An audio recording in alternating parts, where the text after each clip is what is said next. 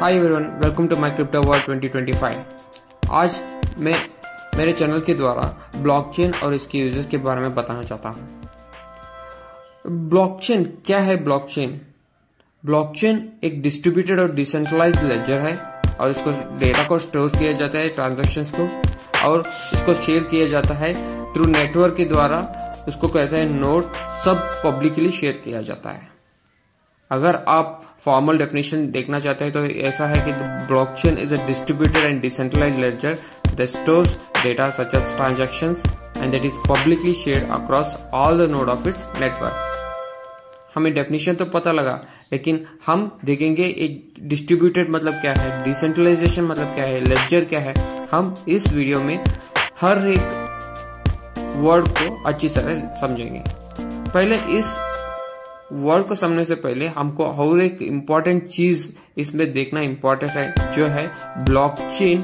मतलब एक सब ब्लॉक्स को चेन के द्वारा अटैच किया जाता है और एक किया जाता है हैशिंग से।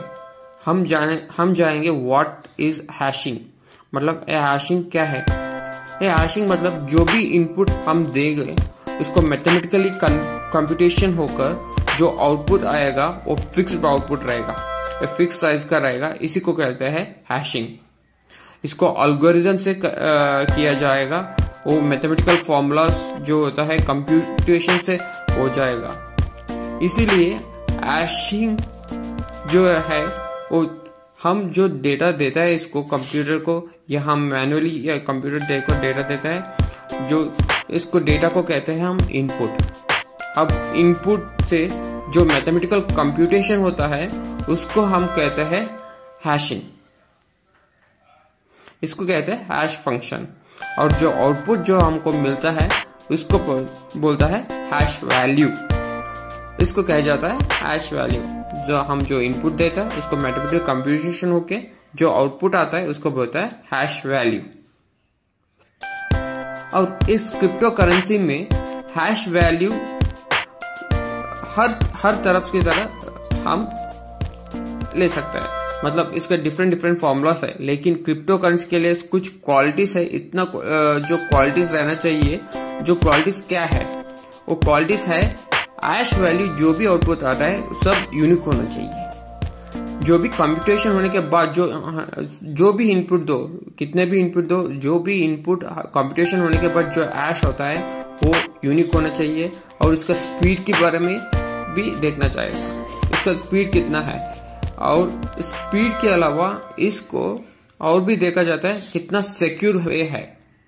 और इस तीनों चीज वेरी इंपॉर्टेंट है। यूनिक होना चाहिए और स्पीड भी होना चाहिए और हैशिंग होना चाहिए। इसके हिसाब से आउटपुट जो निकलता है उसको बोलता है हैश वैल्यू। हम इसको बोलते हैं ट्रांजैक्शन आईडी। सो अभी हम इनपुट में थोड़ा सा डिफरेंस कर दो, उसको हैश वैल्यू डिफरेंट ही हो जाएगा। मतलब थोड़ा चेंज के hash value totally entirely different output आएगा। Hash value different output hash value आएगा। अब ये क्रिप्टो करेंसी के नेटवर्क में एक इम्यूटेबल होता है। जैसे एक बार इसको एंटर कर दिया डेटा, इसको कोई भी किसी भी चेंज नहीं कर सकता। और इस हैश वैल्यू कैसे हो जाता है? फॉर एग्जाम्पल ट्रांजैक्शन इंफॉर्मेशन देखो। अगर एक ट्रांजैक्शन इंफॉर्मेशन क्या होता है, इसमें इनपुट डेटा होता है, मतलब अमाउंट होता है। अमाउंट बाद में एड्रेस होता है, एड्रेस या रिसीवर एड्रेस भी होगा और सेंडर एड्रेस भी होगा। जैसे अमाउंट, इनपुट एड्रेस और सेंडर एड्रेस और इसका टाइम स्टैम्प, कब और कहाँ भेजा। जो भी इंफॉर्मेशन ट्रांजैक्शन इंफॉर्मेशन रहता है, ये सब मैथमेटिकल कंप्यूटेशन होके जो आउटपुट या fixed output, unique fixed output जो आता है उसको बोलता है ट्रांजैक्शन आईडी। जो यही है हैश वैल्यू। इसी हैश वैल्यू को यूज करके वैलिडेशन करता है माइनर्स। और माइनर्स के बाद में हम दूसरा एक सेक्शन करेंगे। अब फिलहाल ये ब्लॉकचेन के बारे में पता चलेगा। फिलहाल ब्लॉकचेन डिपेंडेंट है हैश फंक्शन से। इसीलिए जब भी फर्स्ट ब्लॉक जो होता है वो डमी आईडी से, डमी इंफॉर्मेशन से बनता है, उसको बोलता है जेनेसिस ब्लॉक। इस जेनेसिस ब्लॉक को पहला बोलता है फर्स्ट ब्लॉक। जैसे ही हम दूसरा ब्लॉक जो कोई इंफॉर्मेशन देता है उसको हैश वैल्यू क्रिएट होता है, उसका hash value previous hash value से लिंक होता है। इसीलिए ब्लॉक्स जब बनता है, पहला ब्लॉक और दूसरा ब्लॉक जब बनता है, वो पहला ब्लॉक का हैश वैल्यू और नेक्स्ट ब्लॉक का इंफॉर्मेशन लेके जो हैश क्रिएट होता है, दोनों मिलके और एक हैश क्रिएट होता है, उसको बोलता है सेकंड ब्लॉक। जैसे एक ब्लॉक और दूसरा ब्लॉक से इंटरकनेक्टेड होता है क्योंकि प्रीवियस हैश को इधर यूज किया जाता है, इसीलिए ये बहुत सिक्योर भी होता है और ट्रांसपेरेंट भी होता है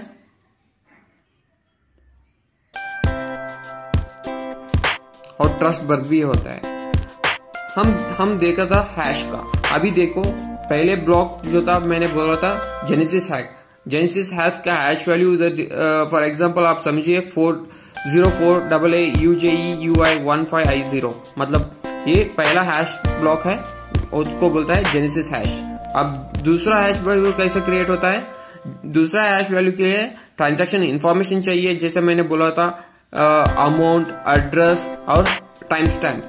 जैसे इस time stamp like 3 data points इधर दिया है, प्रीवियस हैश को उसको अटैच करके और ट्रांजैक्शन अटैच करके सब मिलके और एक हैश क्रिएट होता है थ्रू मैथमेटिकल कंप्यूटेशन के द्वारा, इसका द्वारा और सेकेंड ब्लॉक क्रिएट होता है। इसी के द्वारा सब ब्लॉक्स इंटरलिंक होता है चेन के द्वारा, इसीलिए इसको बोलते हैं ब्लॉकचेन। ब्लॉकचेन क्या है? एक लेडजर है। लेडजर इसको रिकॉर्ड कीपिंग बुक बोलता है और स्टोर्स ऑल डेटा। अभी हम देखेंगे डिस्ट्रीब्यूटेड, बिकॉज ब्लॉकचेन को हम डिस्ट्रीब्यूटेड मानते हैं क्योंकि जो भी इस हैश वैल्यू जनरेट हुआ है ना, इसका सबका कॉपी सबके पास रहता है, मतलब डिस्ट्रीब्यूट होता है सबके पास।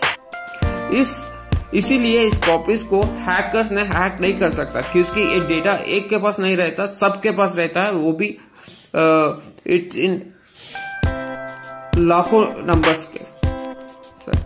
सब डेटा ओपन लेजर बुक जैसा रहता है, इसीलिए हैकर्स को एक बहुत ही इम्पॉसिबल चीज होगा इसको हैक करना। और आप इस स्क्रीन पे देखा होगा कि इधर आप कंप्यूटर देखते होंगे, हर एक मेंबर के पास इसका बुक कीपिंग रिकॉर्ड्स रहता है और इस बुक कीपिंग रिकॉर्ड्स में सेम डेटा होता है। अगर थर्ड पार्टी या फोर्थ पार्टी किसी भी हो, इसके पास जो भी डेटा होता है सब सेम रहता है। हम देखेंगे अभी डिसेंट्रलाइज और सेंट्रलाइज के डिफरेंस क्या है, क्योंकि ब्लॉकचेन एक डिसेंट्रलाइज्ड है प्लेटफॉर्म है, इसकी यूजर्स क्या है। अगर सेंट्रलाइज होता मतलब सिर्फ एक एंटिटी रहता है, लाइक बैंक भी आपका डेटा स्टोर करता है, लेकिन वो सेंट्रलाइज डेटा है। सिर्फ बैंक की सिर्फ अगर एक बैंक को ले लो, अगर आईसीआईसीआई बैंक, उसका सिर्फ आईसीआईसीआई बैंक का डेटा ही रहता है। अगर central entity has a lot of power, मतलब इस एंटिटी के पास पावर ज्यादा रहता है, मतलब किसी को भी नहीं रहता, उसका डेटा पता नहीं रहता, सिर्फ आईसीआईसीआई के बैंक अलाउड। और फुल अथॉरिटी टू फाइन और रिवॉर्ड। अगर आप किसी अकाउंट बैंक में किया होगा और आपने कितनी अगर थोड़ी भी गलती की, मतलब उसका फाइन भी हो सकता है और रिवॉर्ड भी हो सकता है। मतलब अगर गलती की इसका फाइन भी होता है, और अगर अच्छा परफॉर्मेंस किया, आपने डिपॉजिट ज्यादा दिया, उसका रिवॉर्ड गिफ्ट भी मिल सकता है। और कंप्लीट ट्रस्ट वर्दी विद द एंटिटी, इसको रखने के लिए ट्रस्ट वर्दी चाहिए और मतलब ट्रस्ट करना पड़ता है। अगर किसी के पास ट्रस्ट नहीं है, अगर हम देखेंगे वो बंदा अच्छा नहीं है, अगर वो ऑर्गेनाइजेशन सही नहीं है, हम इसमें अमाउंट इन्वेस्ट करने में डरते हैं। और अगर डिसेंट्रलाइज का क्या फायदा कि इस रिकॉर्ड्स को एवरीवन, हर एक बंदे के पास रहता है, everyone records the data, everyone has equal power. इसीलिए द ब्लॉकचेन यूज ज्यादा है क्योंकि इसको डिसेंट्रलाइज माना जाता है और ट्रस्टलेस है, और डिसेंट्रलाइज ट्रस्टलेस सिस्टम होगा। और इसके अलावा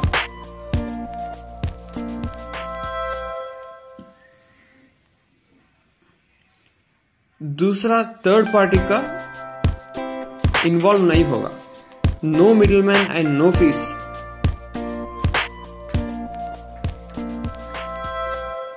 हाईली सिक्योर और no central point of failure.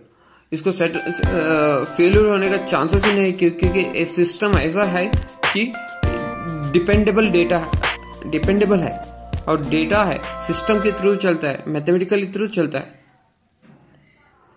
सो इसीलिए हम आज इस ब्लॉकचेन के बारे में सीखा है, थोड़ा सा सीखा है।